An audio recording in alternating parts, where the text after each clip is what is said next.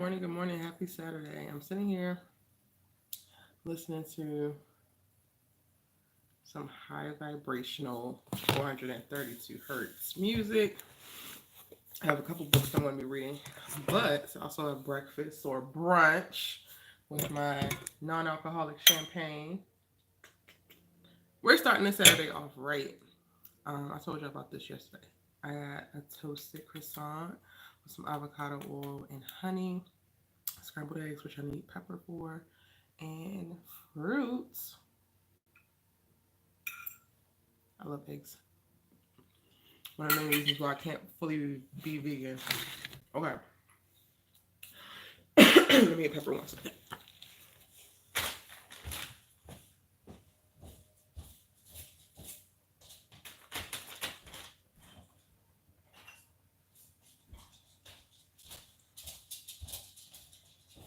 Where's your cooling? Okay.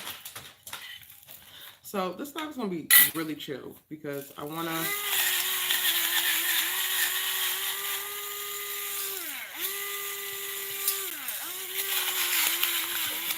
yes, I put a lot of on my eggs. I wanna do some Bible reading. I want to restart the artist's way. And I didn't finish this, so I'm gonna start and I guess read a chapter of this. So it's gonna be a very chill morning. Hey Angela, welcome in. But first, we're gonna eat. What are y'all up to on this lovely Saturday morning? Hold on, this camera bag is right here. I need to unpack today. I need to do my oil change today. I need to get my house together today.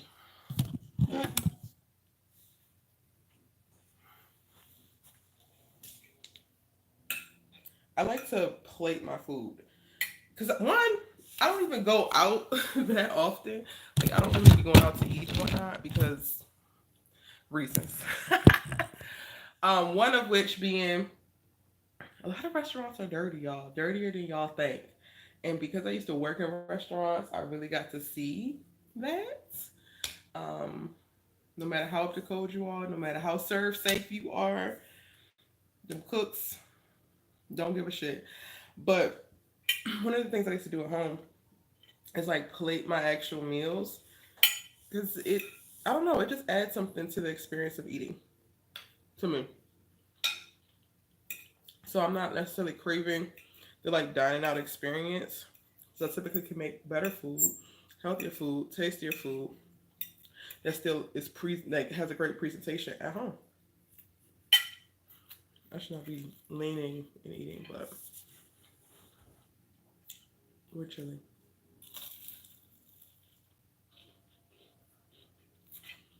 Mm-hmm.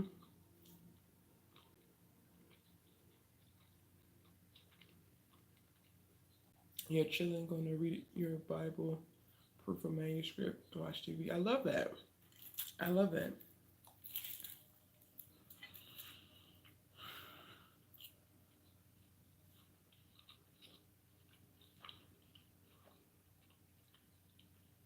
Oh, thank you.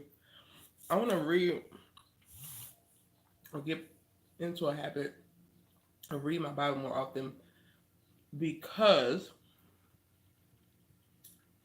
I'm really kind of irritated with the way that a lot of people are using Bible and religion specifically for like heinous stuff. So I personally am going through and looking for things around Israel because I really hate the narrative that has been pushed. And like on a personal note, I struggle with like my mom is heavily in the church now. She wasn't as I was growing up, but she's heavily in the church now. She has a church home in the past and everything.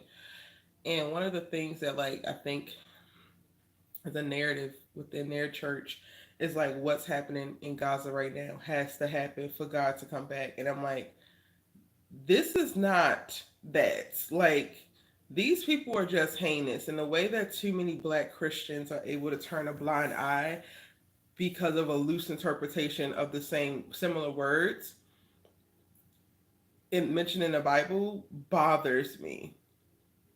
So I want to like educate myself a little bit more because I feel myself coming to the point of calling people out, but I also always want to have facts.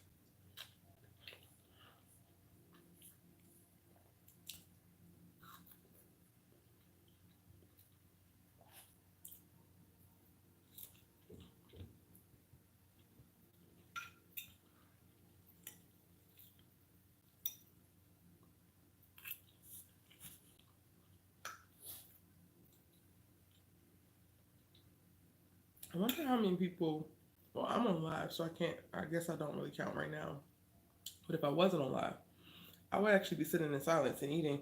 And I wonder how many people do that anymore. I am like often seeking boredom and like immense quiet and peace in various moments of the day because the day can be so chaotic. Our to do lists can get so long.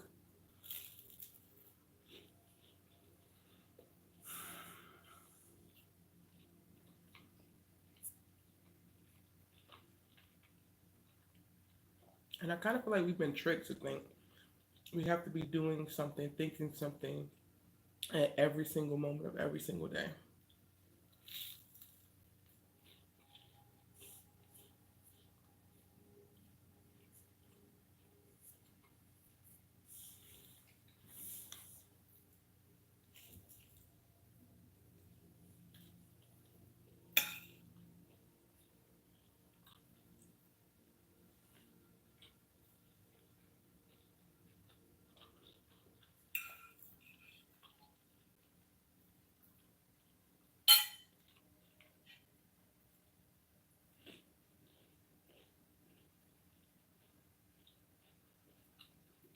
Yep, my TV is not on. My phone is on because of this. Oh, my other phone is playing 42 hertz um, high vibrational sounds.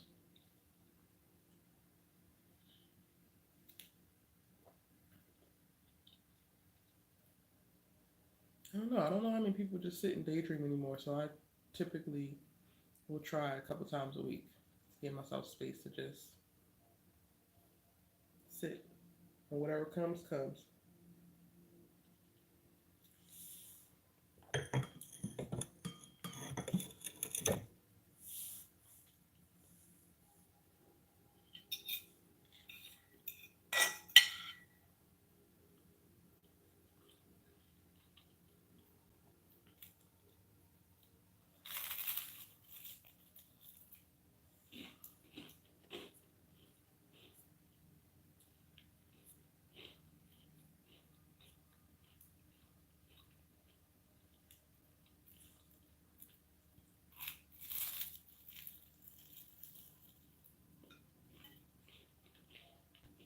Mm,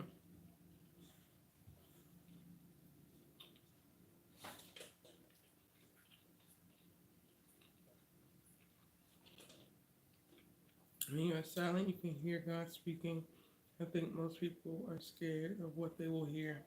That's a really great point, Angela. It's a really great point.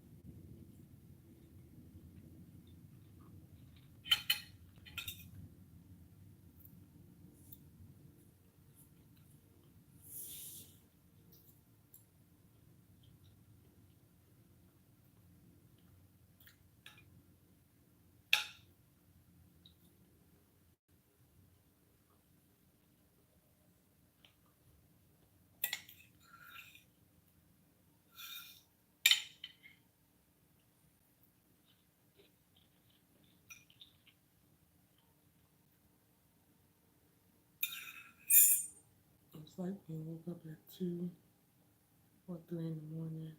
We will turn on our TV before being silent. Yep.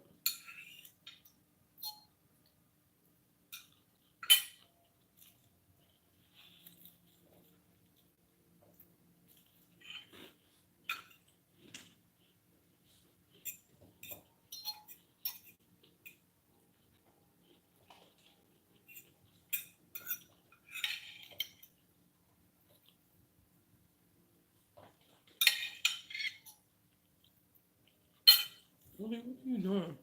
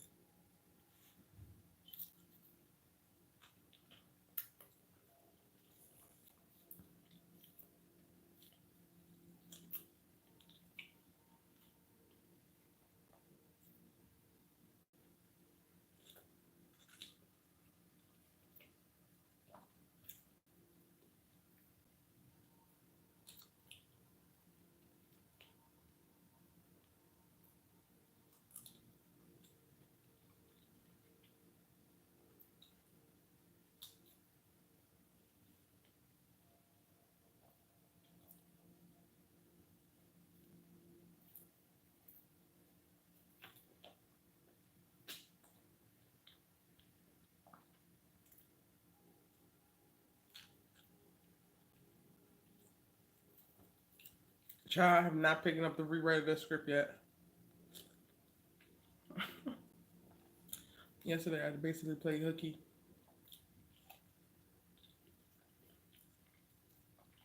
so I haven't even done it. At some point this week, I'll do it.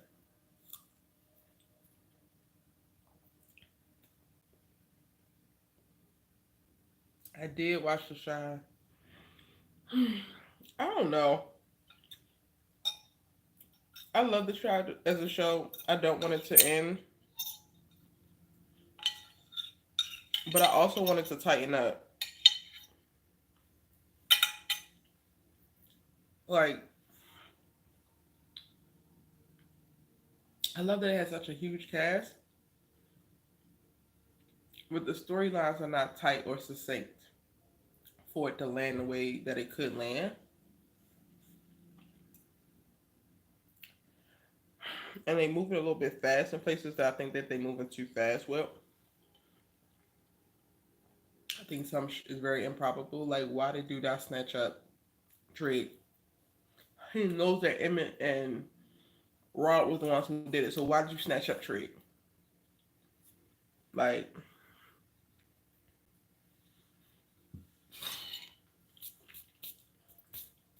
I'm not understanding some of their reasoning for doing certain things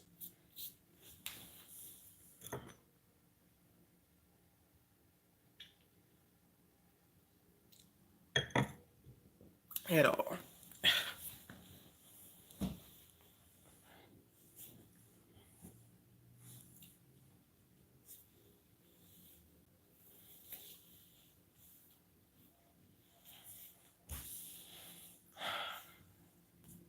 I gotta reupholster this couch. I bought all this fabric, y'all, to reupholster these two couches that I got from the thrift store, and I just haven't done it yet.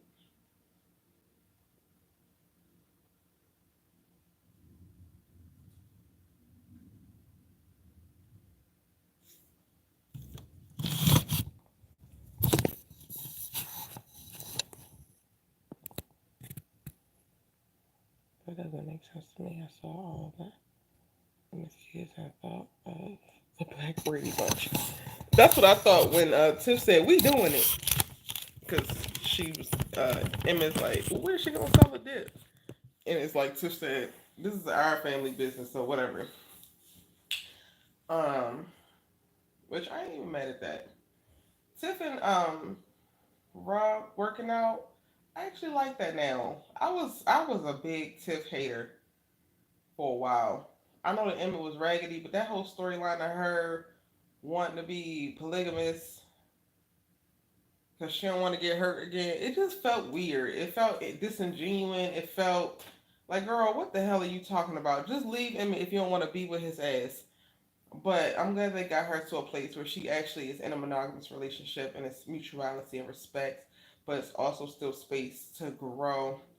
And you know, they had the whole little quick arc of like she wants time spent and effort, not just a bunch of Chanel bags, which I thought was really cool. Um, and Rob, well intent as he was, he's never dated anybody like Tiff before, so that was something that he needed to learn. I enjoyed the Rob and Emmett going back and forth elements with the male ego, because that is a very real thing. But now they're at a place where they're basically homeboys for them all to become the Black Brady Bunch. I'm not mad at it.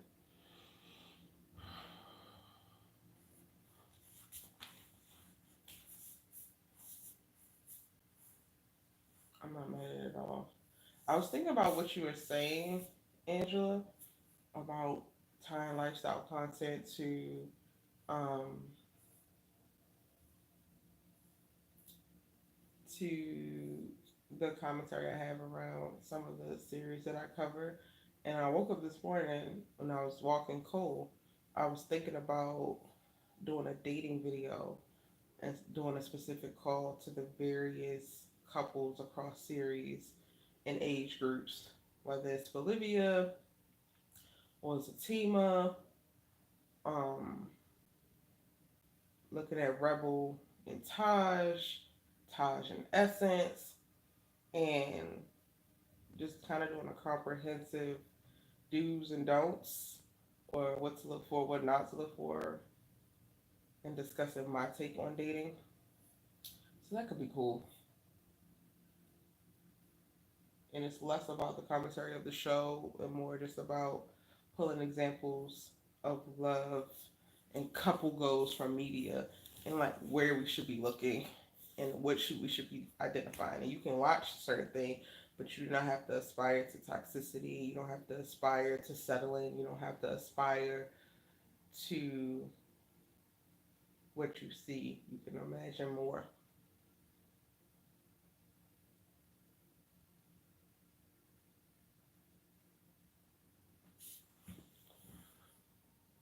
How about red flags and dating? Oh yeah, child,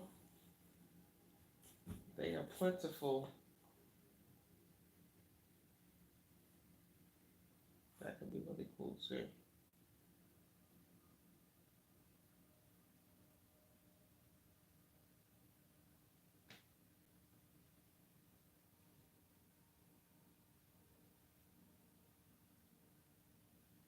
Maybe even a more impactful video, at least for me, would be red flags that look yellow or look orange,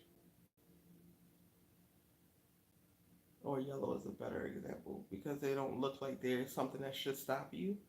So you keep going, but you should have stopped back here. Like the moment you saw this fish, you should have stopped, but you looked at it and thought it was a yellow flag when oh that's red.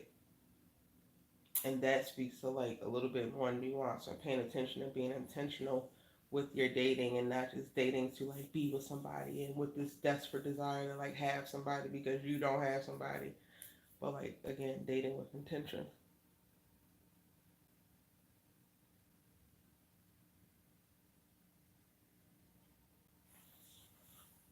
I saw a traffic light.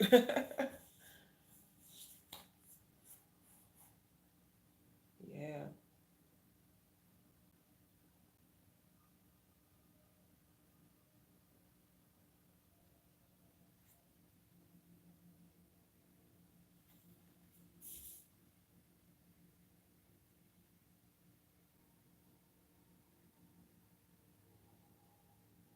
I have very high ceilings.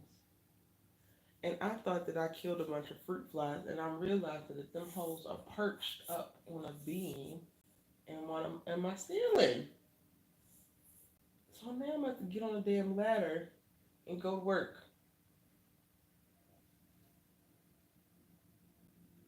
All these little specks on my goddamn ceiling.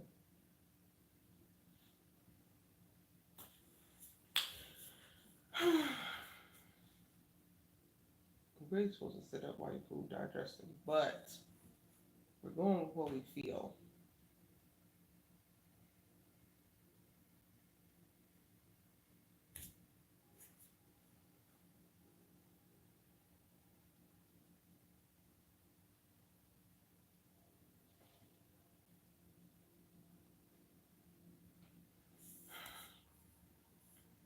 I think I'm gonna start doing yoga flow in the morning.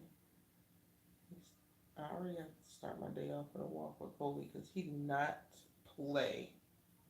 Okay, when it's time to walk, he is going for his walk. He don't give a damn what I got planned, how much I want to sleep in. He like absolutely not, ma'am. Get your let's go.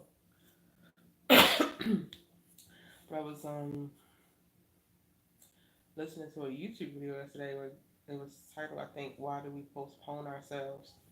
And the guy was talking about the philosopher Seneca and how Seneca made this point hundreds of years ago, um, that we have a priority list in life, and then typically when we wake up in the morning, the number one thing on our priority list is either the last thing on our thing to do today list or it doesn't even make the list at all.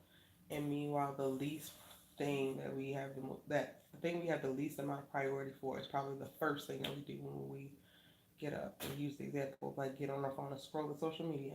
And I'm like, oh, that's me. One of the first things that I do is check comments.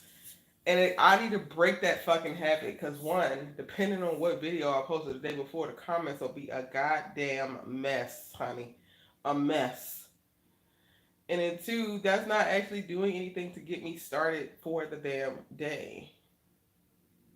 So I've been thinking a lot about that and how I can move the things that actually matter to me overall in life to the start of my day, and then everything else got to figure it out, including your job.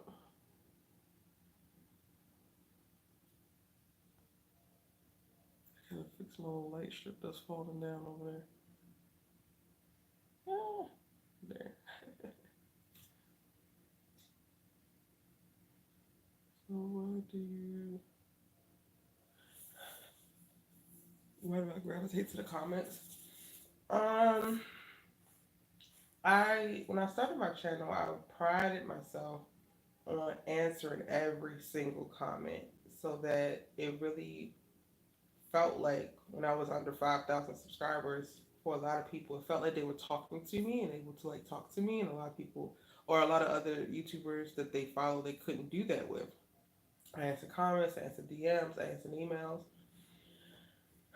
and as I grew, I never wanted to get to a place where I like lose touch with reality. Like I do feel like a lot of influencers and content creators or YouTubers do. Like I've seen them do it, where they really start to believe their own hype, and it just becomes very weird. So to me, reading the comments is a way to keep the community aspect going and to stay dialed in and stay present and not just be pushing forward with whatever I want to do, but actually listening to the people who consume my content. And for the most part, it can be that, but in a lot of ways, sometimes it can be the worst because it's not just people who are invested in the channel or invested in my perspectives that are commenting. Half the time, the most loyal and the most supportive people don't say anything. They just watch the videos, maybe watch the videos a few times and don't say anything at all. But the people who are the complete opposite have everything in the world to say. So I like to think that. I think also a part of it is having the type A personality, and because YouTube is my job, it's the same as like um, when I was much more focused on my company. one of the first things I would do, and I had like a whole roster of clients. Right now, I do not have a whole roster of clients. I dropped so many people so I can focus on YouTube and so I can focus on my shows. But at that season of my life, the first thing I did when I woke up was like look at my emails, see if anybody sent anything overnight, see if um, a marketing consultant I was working with needed something or like something in reference to some client work. So I naturally go to work first, which I think a lot of us do. And right now, because my number one job is YouTuber, go into the comments. What became a thing.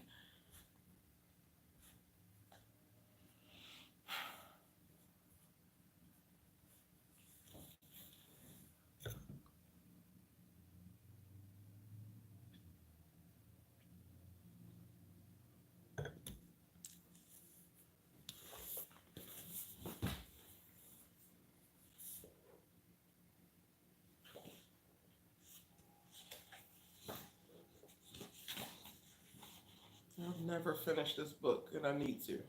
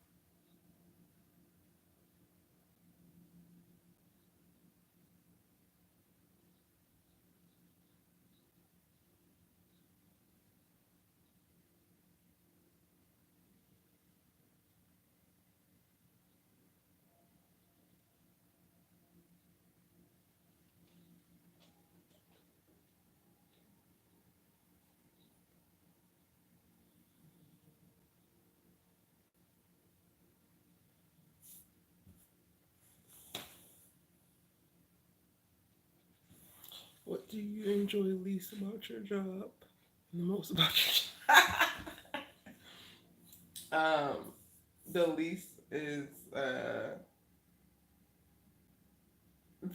negative comments. The negative comments or negative interactions with people who I literally don't have to direct with. Like people who go out their way to let me know how much they hate me or hate what I think or think I'm stupid. All of that. Like just sum all of that up is like that's what I hate the most. It's such a great conflict in me because while I went to private school up until like high school, I lived in the hood in Baltimore. So I have like two very real conflicting natures oftentimes. Like I have the respectability, politics, proper person playing, like fighting with the ghetto girl. And I feel like negative comments and negative people or people who I presume to be attacking me in various ways over various things around the content I create bring that out the most for me in life. They bring out that internal conflict because there's sometimes where it's like I want to be a good person and see the grace and or like have grace and see the projection and blah blah blah blah and unpack all of what is coming to me by way of this fucking person. And in the other parts, it's just like I really just want to fight. Um, the best parts about my job is when content or my conversation around content helps me learn something greater or deeper or more about myself, or I'm able to expand it in some way. Like I've had that happen often, and I'm really appreciative to that. I think second, like very close to that, is feeling impactful when people come to me like I have had nobody to talk to about this, or I never thought about something in this way, and like something that I said or did impacted somebody else positively. That's like number two for me.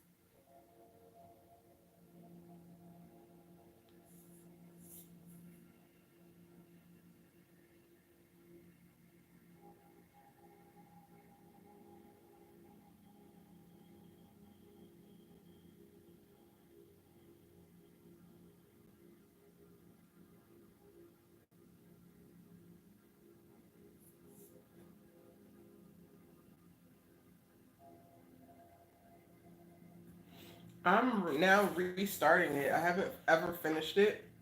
Um, but I think the one thing that I've learned and even attempted to dive into it multiple times over the years is at all times really to regard yourself as an artist, because I've come from like academia, science specifically, and I wasn't necessarily traditionally trained in media or journalism or any of the other art endeavors that I pursue, because I also like paint and do other things. There's often times where I discount myself as an artist, and the nature of being an artist is not necessarily like putting paintbrush to pad or pen to paper. We're artists of our own lives, you know?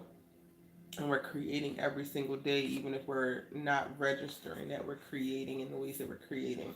So, this book definitely reminds me to regard how I move about the world as my artistic journey, not just the little pockets of things that I do. It's like, oh, now I'm being an artist. Like, no. And pretty much everybody's an artist, whether they know it or not.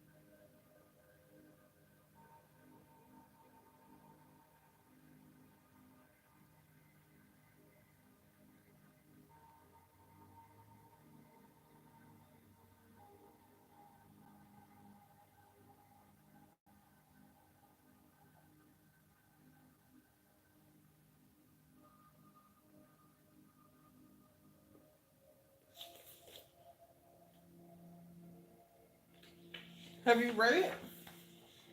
Have you read The Artist's Way, Angela?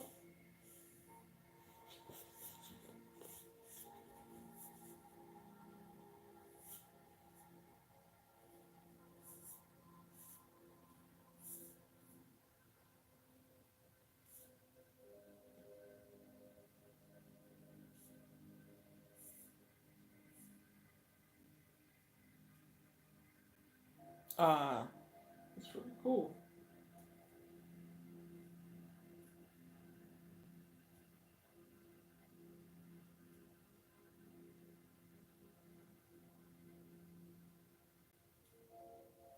It's definitely like, well, when I was focused on it, it pushed me a lot because the morning pages, and I picked, oh, I had a book over here, but I picked a book that was similar in size to this, and I had to write 3 pages every single morning. I used to be dragging, and it would take me forever to do it, and I used to be so frustrated. But it's really good. That practice alone is very helpful.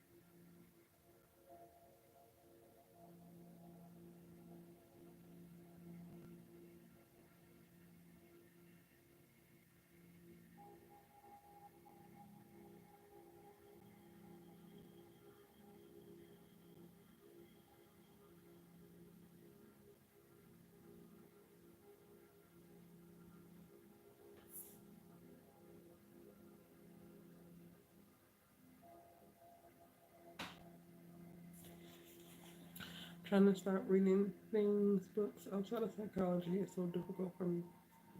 You only want to read psychology?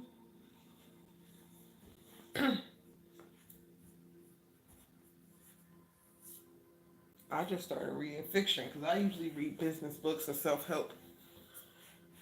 Um, but I did a Silent 72 in March, and during it, I had got Parable of the Sower from the library, and I read that in like 2 days or something. I was like, oh, I can read fiction. And now I have a Kennedy Ryan book downstairs that I need. I was supposed to take it with me while I was traveling so I could read it, but I didn't. I forgot it up on my desk, so now I need to read that. Book talk is starting to get a hold of me. So I would count this as like more self help ish.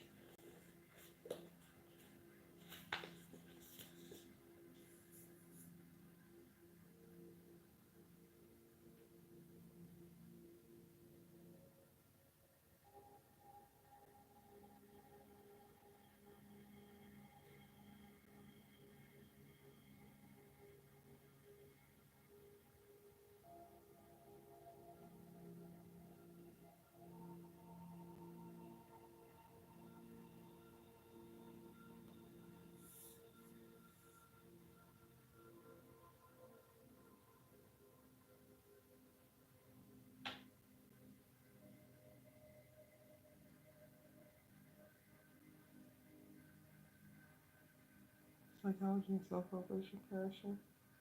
I need fiction.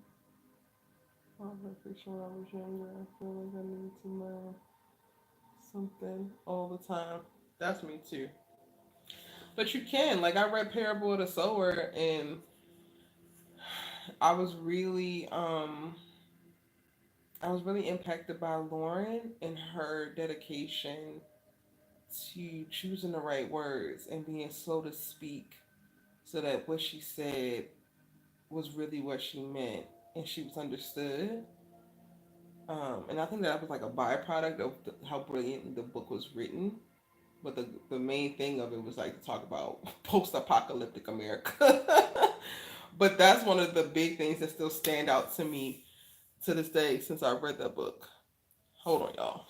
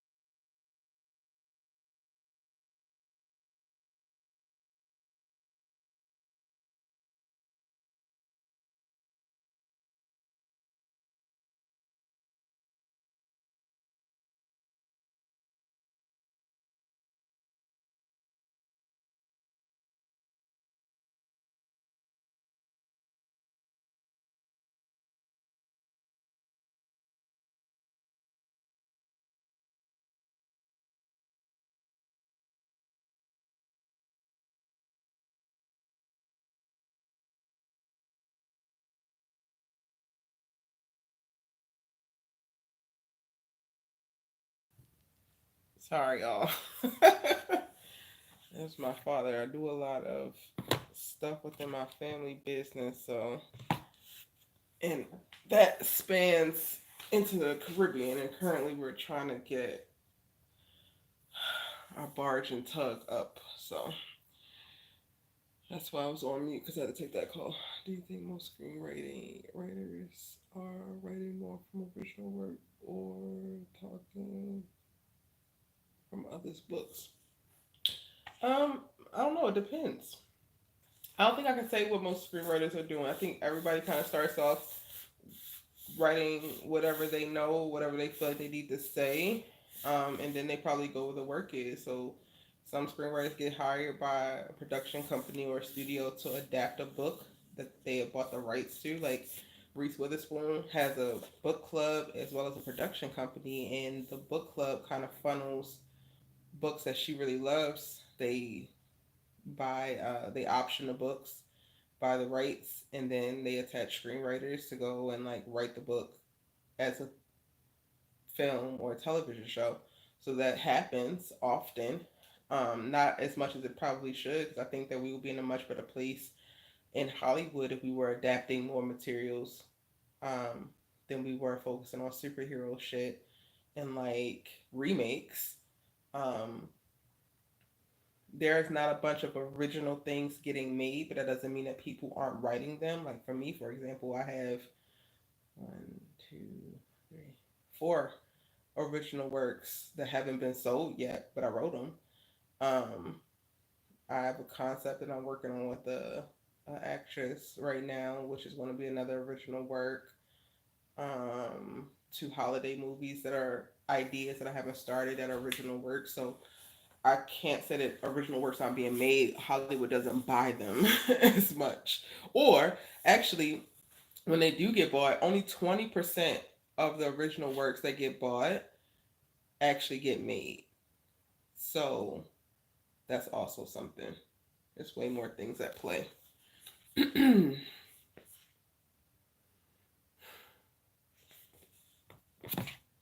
this playing on headphones? Oh, it is playing on the headphones.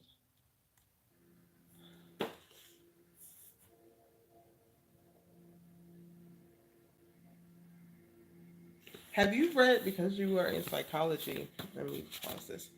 Have you read this? I started it and I didn't finish it. I don't even know where I got to.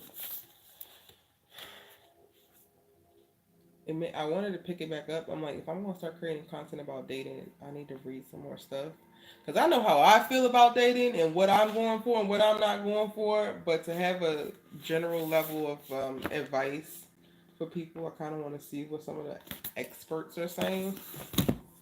I don't know, but that's just me.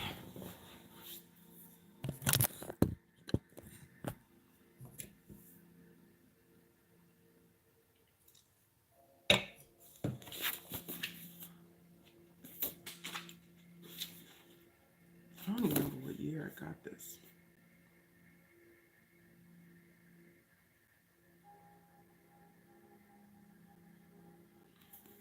Wait, isn't Marianne Williamson like a Republican C word?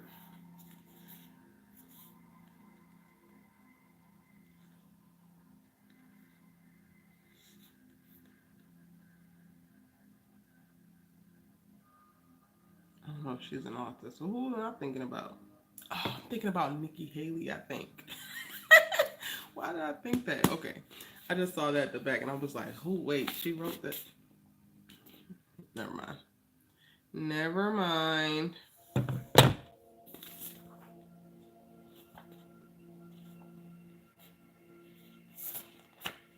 don't even remember from what I did read with this what stuck out. So I'll really have to start from the beginning. Treating yourself as you want to be treated is lesson 14. Like, I feel like this is all common sense shit that I probably already have figured out because I have dated and fucked up. Letting go of your past, done that. Cultivating a vision of love fulfilled. I know what that looks like. Honoring your need for others. Okay.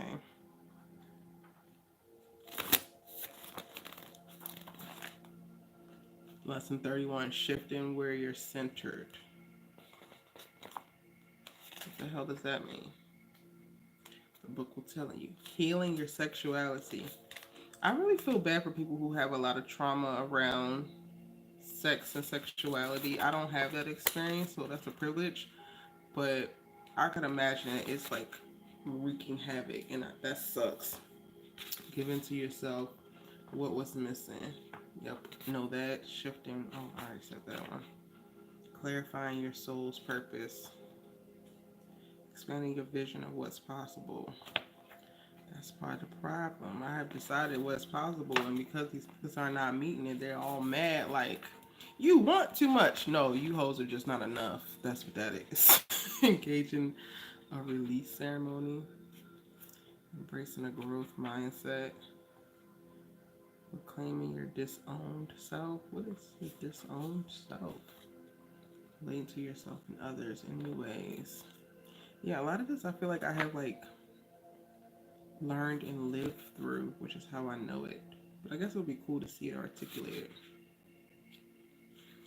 DB book I read that is good is why does he do that? Naming your false love identity beliefs. Transforming your love identity. We'll see. I want to jump back into this and see what it's giving. Especially since I'm going to be talking about this now. I think the part that like really makes me draw pause in creating this lifestyle content, because one, it's closer to home and it's more like real people, and to already deal with the amount of hate and issues I receive from fictional character conversations, I'm like, Lord, they're gonna turn me every which way but loose. This is still the good twin, y'all. It's so good.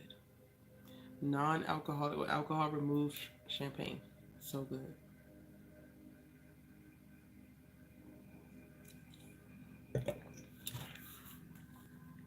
I need to go finish filming or recording my All American breakdown. Why did I pick that as the thumbnail? That's crazy.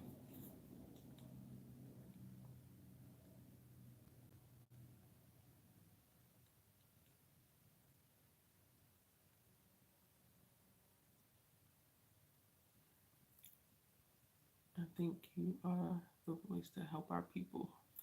Hope so, child. I hope so.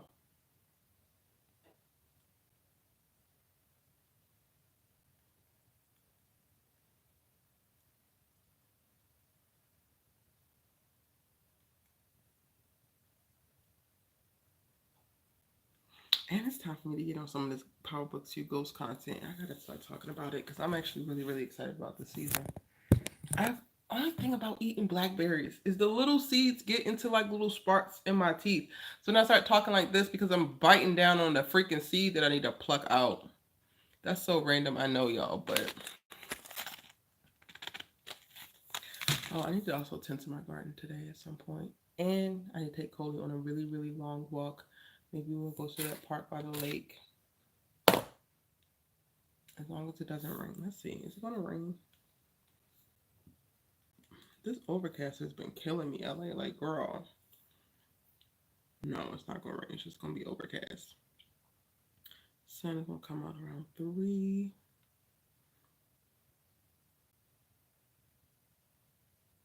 Hmm.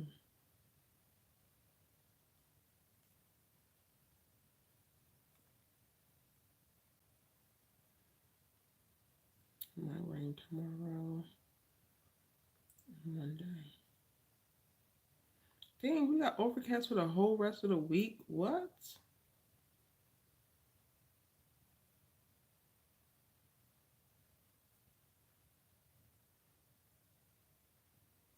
That's annoying.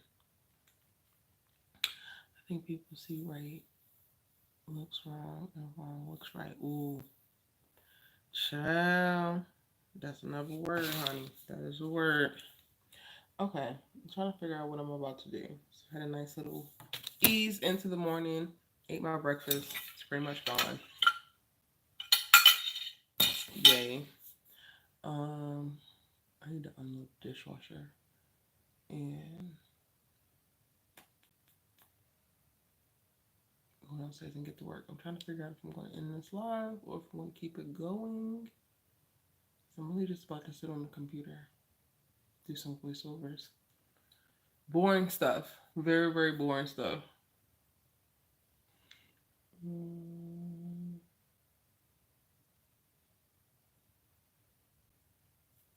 What is this plus sign? Oh, start a poll. What is that? Oh, that highlight. How about you do some work and come back online? I like that. I don't even know what all these little options are. Oh, those are filters. I think that works. So we'll do that. I'll pop back a little later while after I get some work done. Cheers to another great day. And y'all enjoying y'all Saturday, whether it's getting work done or resting, recouping, rejuvenating, whatever you got to do.